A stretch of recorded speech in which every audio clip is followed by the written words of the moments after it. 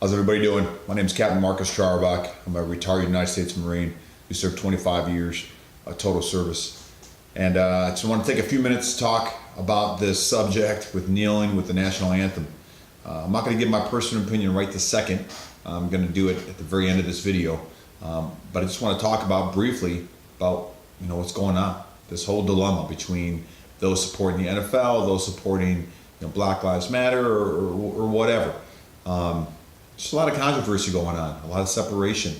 And I can tell you, we're already having enough problems right now with our nation not being able to stand unified.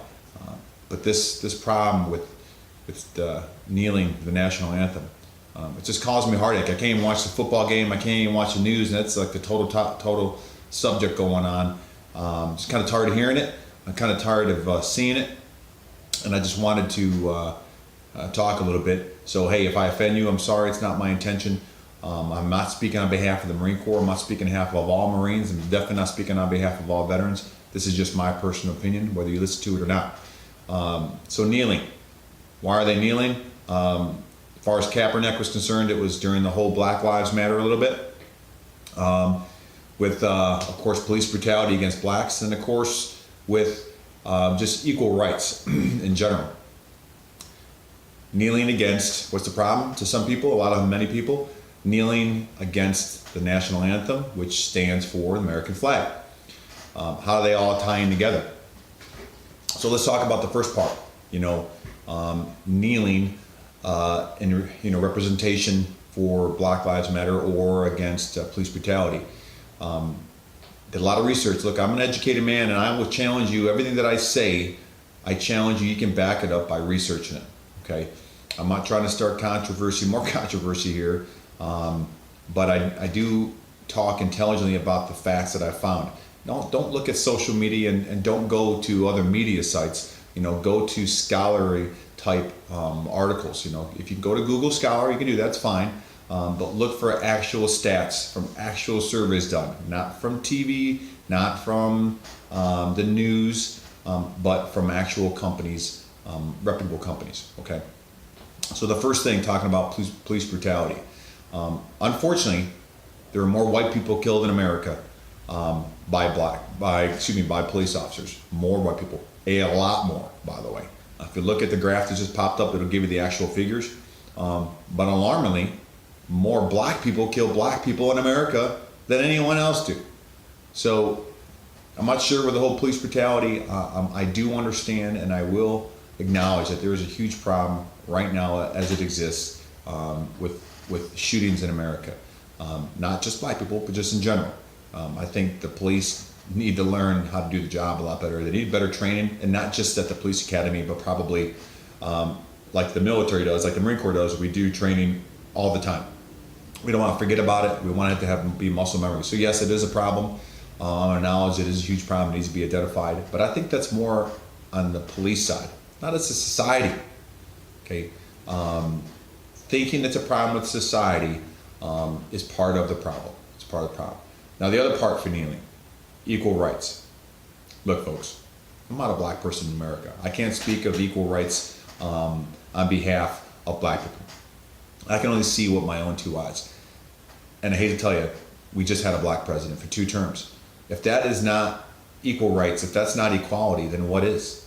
There are very few nations in this world that have the amount of rights and the amount of policies and laws and programs to protect all people, not just black people, but all people, to ensure things are done right. Is there still racism in America? You betcha, there sure is.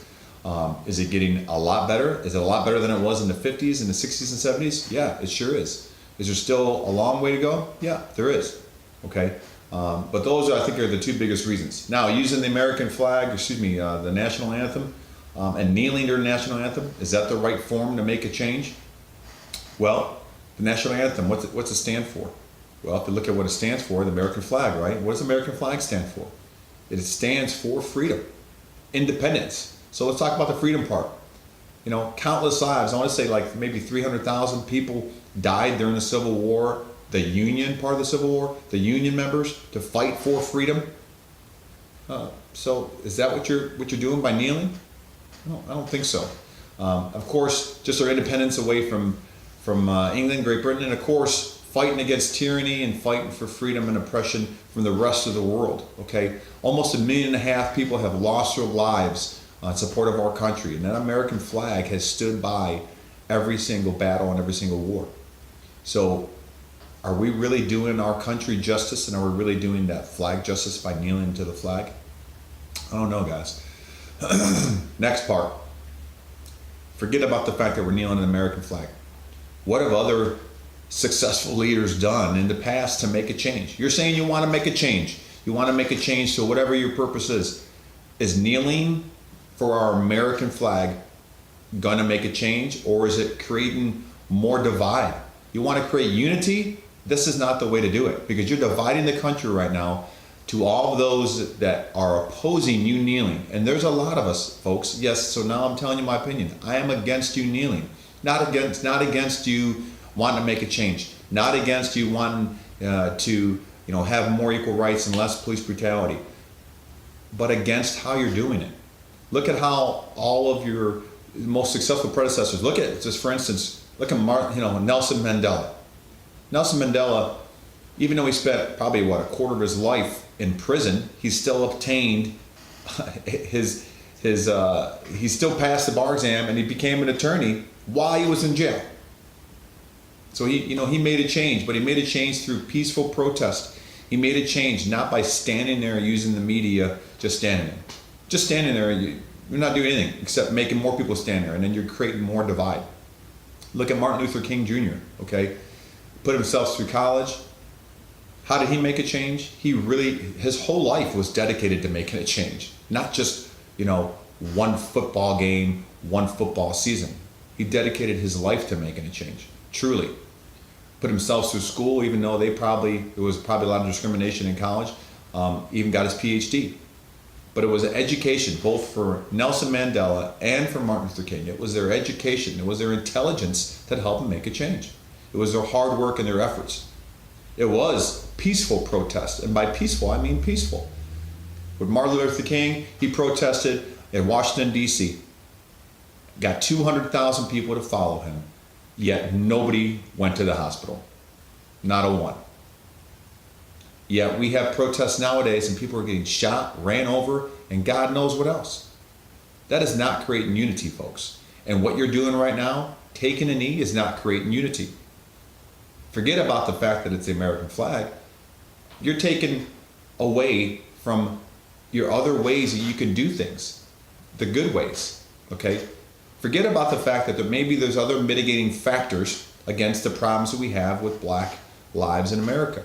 Forget about the fact that there are more people that are in poverty, especially children with black people, than anyone else in America. Forget about the fact that there's more high school dropouts for black males and black people in America than any other race.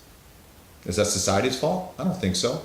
What about the fact that, hey, unfortunately, and again, I urge you to look this up, because you're going to find out I'm telling you the truth, that more black people drop out of college than white people.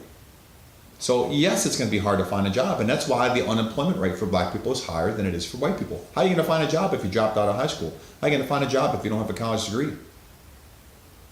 And that ties into, so many other factors. So many other factors.